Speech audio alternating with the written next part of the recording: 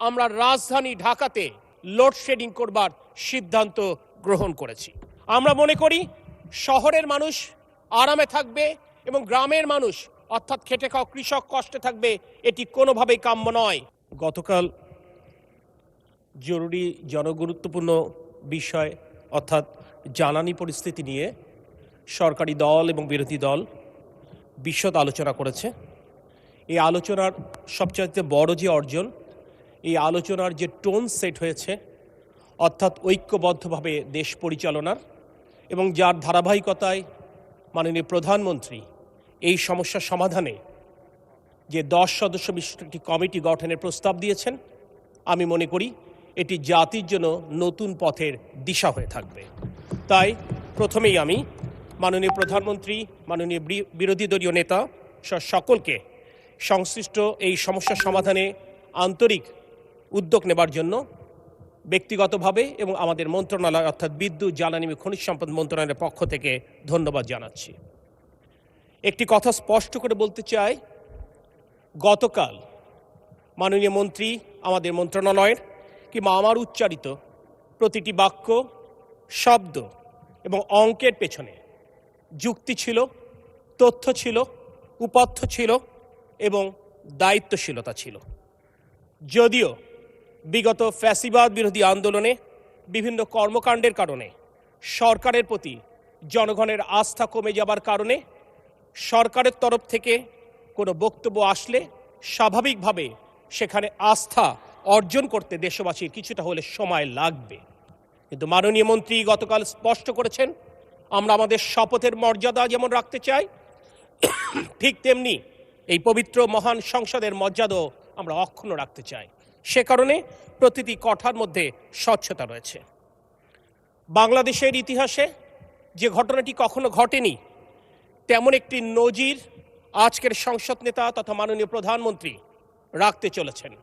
অর্থাৎ বর্তমানের নিরবিচ্ছিন্ন বিদ্যুৎ সাপ্লাই নিশ্চিত করবার জন্য সরকার যে উদ্যোগ গ্রহণ করেছেন, এ ব্যাপারে আমরা মাননীয় প্রধানমন্ত্রী তথা সংসদ নেতার পরামর্শে আমরা মাননীয় বিরোধী দলীয় নেতার সাথেও আলোচনা করেছি, তার পরামর্শ গ্রহণ করেছি।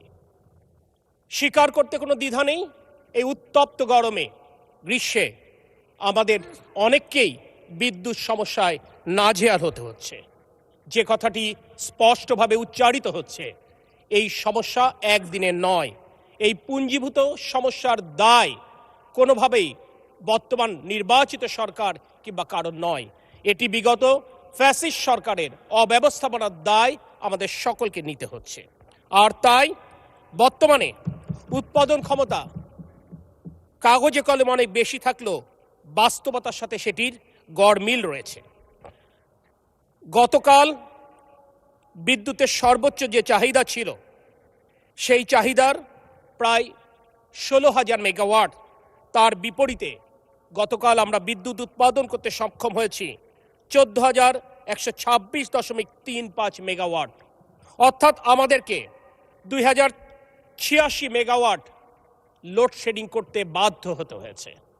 এবং এক্ষেত্রে একটি নীতি এই সরকার প্রথম থেকে গ্রহণ করেছিল, যেহেতু ফসল ওঠার মৌসুম, অর্থাৎ কোনোভাবেই আমাদের কৃষকেরা যেন ক্ষতিগ্রস্ত না হয়, অর্থাৎ ফসলের ক্ষেতে সেচের জন্য পর্যাপ্ত ডিজেল এবং বিদ্যুৎ নিরবিচ্ছিন্ন রাখবার নির্দেশনা মাননীয় প্রধানমন্ত্রী আমাদেরকে দিয়েছিলেন। আমরা সেটি নিশ্চিত করবার জন্য আমরা চেষ্টা করে যাচ্ছি। এরপরেও দেখা যাচ্ছে পর্যাপ্ত জ্বালানি সরবরাহের অভাবে হয়তো বা কিছু কিছু জায়গায় লোডশেডিং হচ্ছে। এই বিষয়টি সহনীয় মাত্রায় আনবার জন্য মাননীয় প্রধানমন্ত্রীর পরামর্শে এবং বিরোধী দলীয় নেতার সাথে আলোচনা ক্রমে আমরা রাজধানী ঢাকাতে লোডশেডিং করবার সিদ্ধান্ত গ্রহণ করেছি।